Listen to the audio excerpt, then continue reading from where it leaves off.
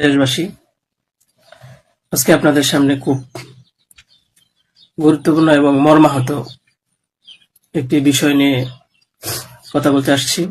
আমি কথা বলতে পারতেছি না, অসুস্থ।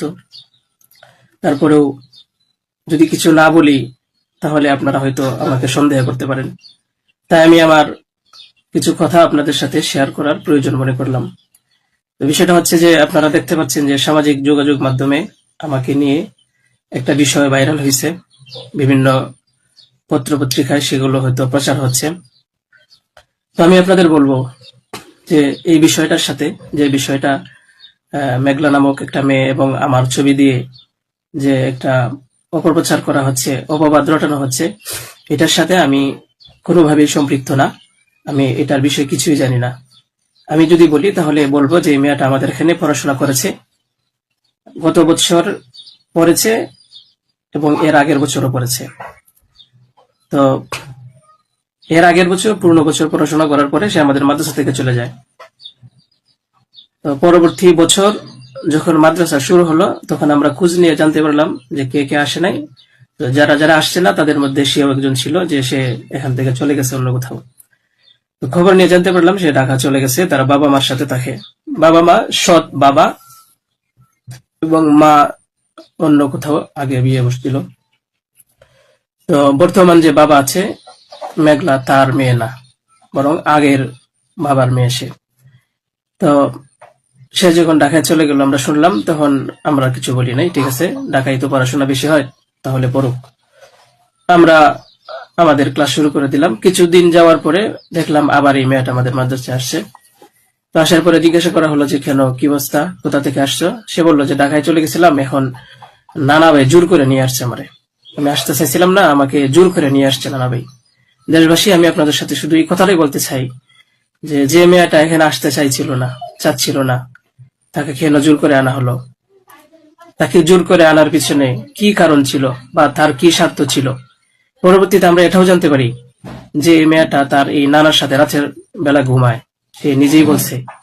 কেন বলছে? যখন আমরা জিজ্ঞাসা করলাম যে তুমি হিজাব পরো না, অন্য মেয়েরা হিজাব পরে, তুমি বুরকা পরো না, অন্য মেয়েরা বুরকা পরে, কারণ তার চলাফেরা সম্পূর্ণ আলাদা ছিল। আপনারা চাইলে গ্রামে গিয়ে মাদ্রাসার ছাত্রছাত্রী যারা আছে তাদের সাথে কথা বলে দেখতে পারেন যে সে সম্পূর্ণ আলাদা ছিল।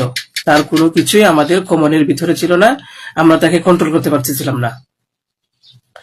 তো সে এইভাবে কিছুদিন থাকার পরে আমরা ভাবলাম যে হয়তো তাকে আমরা রাখতে পারবো না, কারণ আমরা তাকে কন্ট্রোল করতে পারছি না।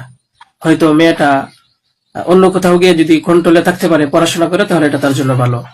তাই আমরা তার গার্জেনের কাছে বললাম, তার মাকে আমরা বুঝাইয়া বললাম। আমাদের উদ্দেশ্য এটাই ছিল যে তার মা যেন তাকে বুঝিয়ে বলে যায় যে হুজুরের কথা মেনে চলবা, মাদ্রাসার নিয়ম কানুন মেনে চলবা, এই কথাগুলো উনি বুঝিয়ে যাবেন। কিন্তু উনি কি করছেন যে ওনার মেয়েকে উনি বলছে যে না, আমি এখানে রাখবো না, নিয়ে চলে যাব। তো আমাদের এখান থেকে প্রায় 5-6 মাস আগে আমাদের মাদ্রাসা থেকে নিয়ে চলে গেছে। হয়তো পরবর্তীতে খবর নিয়ে জানতে পারলাম সিলেটে যেখানে উনি থাকে সেখানে নিয়ে গেছে। তো নিয়ে যাওয়ার পরে এখন কিছুদিন আগে আবার আসছে, এসে বলতেছে যে এই দুর্ঘটনা, যে খুব বড় সমস্যা। যে কথাটা শোনার পরে আমার মতো একজন সাধারণ মানুষ, আমি আর সহ্য করতে পারছি না, আমি আর নিজেকে ঠিক রাখতে পারি নাই।